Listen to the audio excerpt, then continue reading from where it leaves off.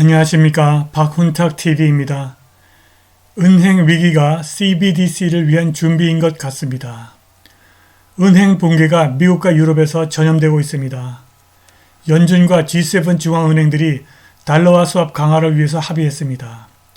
연준이 통화 및 재정 정책으로 위기를 초래했는데 이것이 CBDC 도입을 위한 준비라는 것입니다. 방송 전에 한 말씀 드리겠습니다. 여러분도 잘 아시다시피 제가 해임 취소 행정소송 진행하고 있습니다. 광주가 제기한 터무니없는 손해배상 청구 소송도 준비하고 있습니다. 제가 매우 어렵습니다. 여기 후원 계좌 있습니다. 자율 구독료 부탁드리겠습니다. 며칠 전 뱅크런이 발생한 미국의 소규모 퍼스트 리퍼블릭 뱅크에 대형 은행들이 300억 달러의 무보험 예금을 제공하여 주가가 폭등하고 살아나는 듯 했으나 이 은행의 주식이 또다시 수직 폭락했습니다. 이것이 바로 퍼스트 리퍼블릭 뱅크 은행의 주가입니다.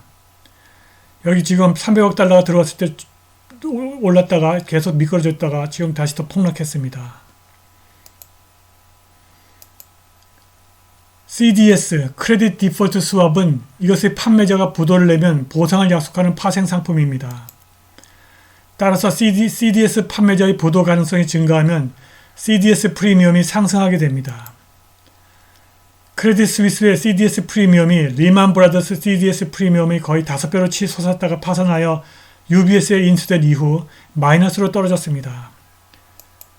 그런데 유럽의 CDS 시장에서 도이치방크와 이 크레딧 스위스를 인수한 UBS의 CDS 프리미엄이 치솟았습니다. 왼쪽은 유럽 은행들의 CDS 프리미엄을 보여줍니다. 크레딧 스위스의 CDS 프리미엄이 마이너스 125bp로 떨어졌는데 도이치방크와 CS를 인수한 UBS의 CDS는 매우 높습니다. 유럽에서 은행 붕괴의 전염이 진행되고 있는 것입니다. 지난 일요일 서방의 주요 중앙은행들이 은행 시스템의 붕괴에 대비하기 위해서 달러화 수합을 원활하게 제공하기 위해 함께했다는 보도가 나왔습니다. 캐나다, 영국, 일본, 유럽, 스위스의 중앙은행들이 일요일 원활한 달러화 수합 거래를 통해서 유동성 공급을 강화하기 위한 공동의 조치를 발표했습니다. 수합 라인의 효율성을 개선하기 위해서 현재 미국 달러 운용을 제공하는 7일 만기 운용 빈도를 매주에서 매1로 늘리는 데 합의했습니다. 이러한 1일 운영은 2023년 3월 20일 월요일에 시작되어 적어도 4월 말까지 계속될 예정입니다. 중앙은행의 수합 라인 네트워크는 글로벌 자금 시장의 긴장을 완화하여 가계 및 기업에 대한 시중 공급을 원활하게 하는 데 도움이 됩니다. 은행 위기가 터질 때마다 사람들은 머리를 긁적이며 궁금해합니다. 도대체 어떻게 이런 일이 일어날 수 있을까? 그것은 탐욕, 나쁜 위험관리 또는 규제 부족임에 틀림없고 해결하려면 더 많은 개입이 필요합니다. 그러나 이러한 모든 변명들은 미국 은행 시스템이 의도적으로 파괴되고 대형 은행들이 이에 동조한 사실을 간과하고 있습니다. 은행 자본이 얼마나 빨리 사라지는지 이해하는 사람은 거의 없습니다. 은행의 대차대조표는 카드 더미이고 수익을 내는 자산담보대출의 가장 작은 감소가 전체 은행을 붕괴시킬 수 있습니다. 왜냐하면 단기 유동성 대출에서 발생하는 위험이 추가적인 장기 위험을 낳기 때문입니다. 자산과 대출의 만기 불일치가 전체 은행 대차대조표 붕괴를 초래하고 손실을 덮을 충분한 자본금과 예비금은 있을 수가 없습니다. 그러나 수십 년의 신중한 은행업과 증가하는 정교한 위험관리 수단이 은행 파산의 위험을 줄이는 데 도움을 준 것은 사실입니다. 그것이 완벽하지는 않으나 대부분의 경우에 제대로 작동했습니다. 진짜 문제는 통화 혁신가들이 새로운 방법을 발명하기로 결심하고 이번에는 다를 거라면서 돈과 위험이 무엇인지를 무시할 때 발생합니다. 그리고 값싼 통화, 이지머니가 은행 시스템을 단계적으로 파괴했습니다.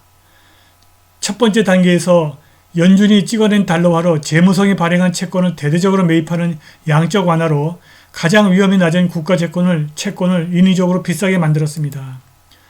그리고 연준의 달러화 증발과 양적 완화로 인해 떨어진 국채 수익률이 정부가 무모하게 적자를 늘리고 지불 능력 또는 위험을 잊어버리게 만들었습니다.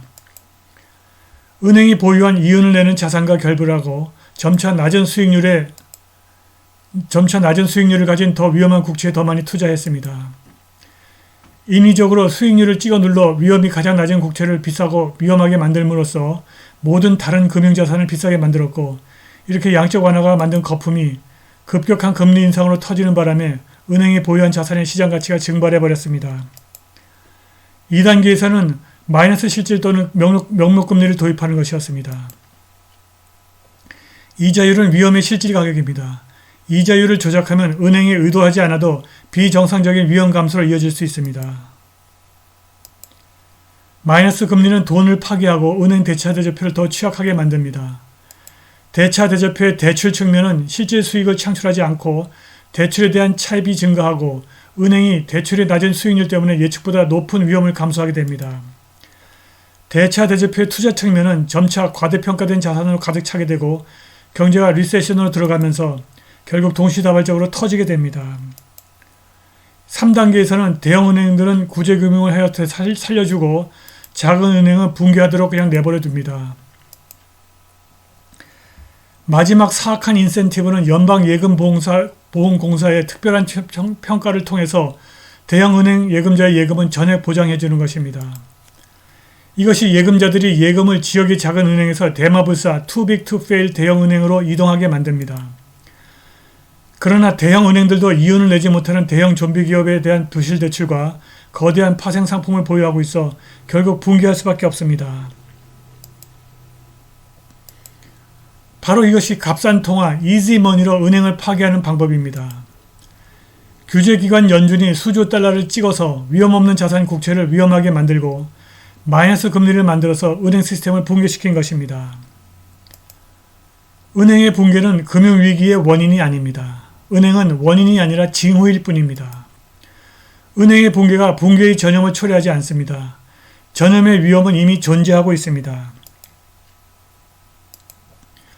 붕괴한 은행은 대부분의 경우 긴 체인의 가장 약한 연결이고 이미 확산되어 있고 다른 곳에서 진행 중인 전염의 경고 신호일 뿐입니다. 은행 붕괴는 위기의 원인이 아닙니다. 그것은 경제 전체에서 발생한 과도한 위험의 축적, 그리고 그것을 숨기려고 돈의 가격과 수량을 끊임없이 조작해서 확산된 위험의 징후입니다. 이번 위기 또한 훨씬 더 많은 위험을 만들므로써 잠시 해결될 것입니다. 한편 연준이 CBDC, Central Bank Digital Currency를 도입하기 위해서 은행 시스템의 위기를 초래했다는 주장이 있습니다. CBDC를 출시하려면 먼저 모든 상업은행을 파괴해야 한다는 것입니다. 이 계획이 진행되면 서방의 거의 모든 은행이 파산하고 CBDC로의 전환을 시행할 소수의 글로벌 은행, JP모간, 웰스파거 등만 살아남게 된다는 것입니다. 이것이 사실이라면 한국에서는 어떤 은행이 살아남게 될까요? CBDC가 도입되면 개인의 자유는 완전히 사라집니다. 평범한 개인들의 각성이 필요합니다. 오늘 방송은 여기까지입니다. 감사합니다.